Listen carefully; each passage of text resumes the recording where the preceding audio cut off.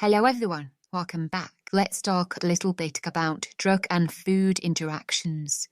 You may have been told about a few of these. How important are they? Let's discuss. When we first swallow a pill or liquid, it starts to get metabolized or broken down even before it hits the bloodstream. This is called first-pass metabolism, and this is carried out by a family of enzymes called cytochrome P450, of which there are a few different types. One group, CYP3A4, in the intestinal mucosa, starts this process. Grapefruit contains a chemical called furanocoumarine, which affects the normal functioning of these CYP450 enzymes. This results in an increased medication level in the bloodstream and increased side effects. Medications affected include statins, such as simvastatin, some blood pressure medications, and some antipsychotics. The calcineurin inhibitors as well, which are used to suppress your immune system for various reasons. This is an important one. But surely I can have a small grapefruit even? No.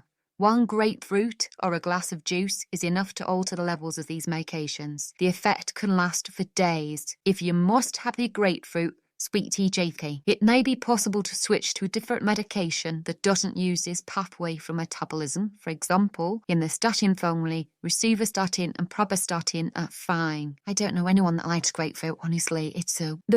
In dairy, we're specifically talking about calcium here. So calcium in dairy products, antacids, supplements for bone health. These chelate to medications. That means they form this insoluble complex, which means that the medication doesn't get absorbed. This happens in the stomach.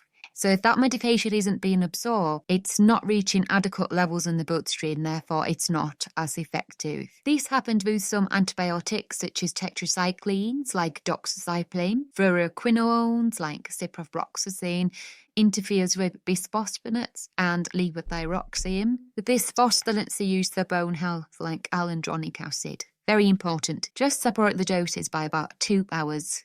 Easy. Iron. This is very similar to calcium actually. It's all about affecting absorption of medications from the stomach. Iron salts can interfere with the absorption of levodopa for Parkinson's. So if breakthrough symptoms occur, check your diet for iron supplements. It can also prevent the absorption of methyl-dopa used for blood pressure and also some antibiotics again, such as tetracyclines and fluoroquinolones. Just separate the doses by about 2 hours and it'll be fine. Leafy green veg.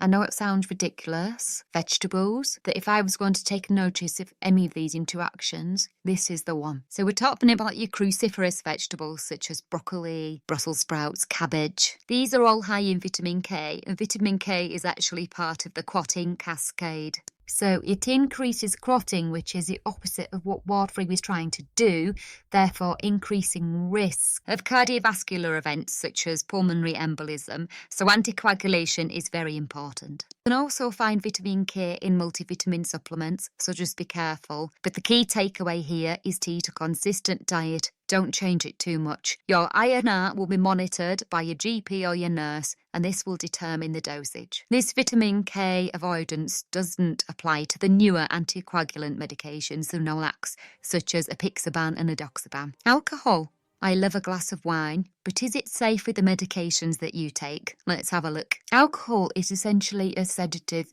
so you need to be careful with other medications that have a sedating action. Also, alcohol is processed by the liver, so any of the medications heavily processed by the liver will be a problem, such as paracetamol. Metronidazole is an antibiotic which has a warning about avoiding alcohol whilst taking. This is because the two together causes a disulfiram-like reaction, which can be quite dangerous. The symptoms are nausea and vomiting, stomach cramps, headaches, flushing, and some deaths have actually been reported, so very important this one. Try and wait 2 to 3 days after finishing your course of antibiotics before having a drink if you can. Or you can choose alcohol-free beer and wine. There's now some lovely ones available. And lastly, NSAIDs or non-steroidal anti-inflammatory drugs like ibuprofen can increase the risk of a GI bleed when taken with alcohol.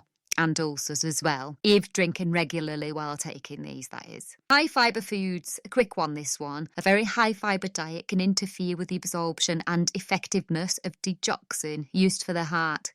So to combat this, just take it on an empty stomach, an hour before food or 2 hours after. Tyramine-rich foods, So we're talking stinky foods here, like aged cheeses, cured meats like salami, fermented foods like soy sauce and sauerkraut. These are rich in tyramine, which is an amino acid. Some medications used for depression, called monoamine oxidase inhibitors, block the enzyme responsible for breaking down the excess tyramine in the body. This can cause a hypertensive crisis, which is a dangerous spike in blood pressure, leaving you at risk of a bleed on the brain. If you take these medications, you will have been made aware of this. But it's interesting to know for those who don't take them just how important the diet can be. Black licorice. I can't believe that anyone would like black licorice or licorice, but people do, and it can interact with certain medicines. ACE inhibitors for blood pressure, diuretics, which help remove fluid from the body, and corticosteroids are all affected. The glycyrrhizin compound in licorice causes a decrease in potassium levels and an increase in sodium, cancelling out the effects of these medications and raising blood pressure. Caffeine is probably one of my most favourite things ever, but being a stimulant, it can enhance the effects of other stimulants, such as ADHD medication and some cold remedies like decongestants. This will result in an increase in anxiety levels and jitteriness. Is that word? Jitteriness? The jitters? I don't know. Also, quinolone antibiotics such as ciprofloxacin share a breakdown pathway with caffeine, making the caffeine hang around in the body for longer, more jitteriness. Bronchodilators such as theophylline do the same thing. So if this is an issue for you, try switching to decaf if you can. Lastly, caffeine can prevent the absorption of thyroid medication, making it less effective. So separate the doses. Salt substitutes. This also applies to potassium-rich foods like bananas. Salt substitutes generally contain potassium instead of sodium. Lowering sodium intake generally helps control blood pressure and fluid retention. However, some medication also retain potassium, so adding extra potassium into the diet can cause issues. The list of medication affected is on the screen there. Too much potassium can cause issues such as muscle, nerve and heart problems. You'll experience nausea and vomiting, stomach issues or pains and loose stools if this is the case. So just be careful of what you're eating. So for antacids, this is a similar issue to the section on dairy. Most antacids contain calcium or aluminium or magnesium to help neutralise the acid in the stomach. They bind to medications, making them less effective. The affected are on the screen there. They should be familiar by now, the usual suspects. They can also disrupt the coatings on enteric-coated tablets, so space doses appropriately.